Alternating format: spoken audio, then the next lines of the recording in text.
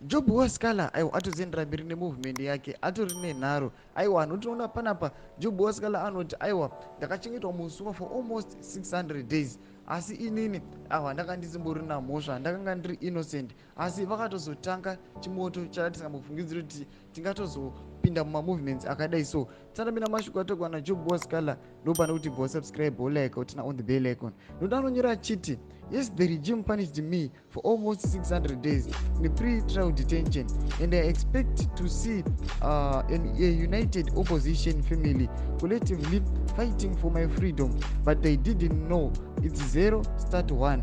We have to restart the formula together as one, otherwise we are going totally nowhere. Ndozviyatoka panapa naJob Sikhala kuti aiwa seopposition tinofanira kuunita tigoopposa this ruling regime. Aiwa mashoko aJob Sikhala anoitaura achiti aiwa ini ndakachengetwa musungwa for almost 600 days ndisina kana mhosva, ndisina kana mhaka, asi vakatotanga zvimwe, saka takuti tinofanira kuvadzokera manje tivaoppose tigovakunda. Ndo mashoko ayatoka panapa naJob Sikhala. Sachimbotudze mafunguro enyu noti kudii pamusoro pemashoko ake. Aiwa pina comment section medu tidze mafunguro enyu, musana subscribe, like, turn on the bell icon.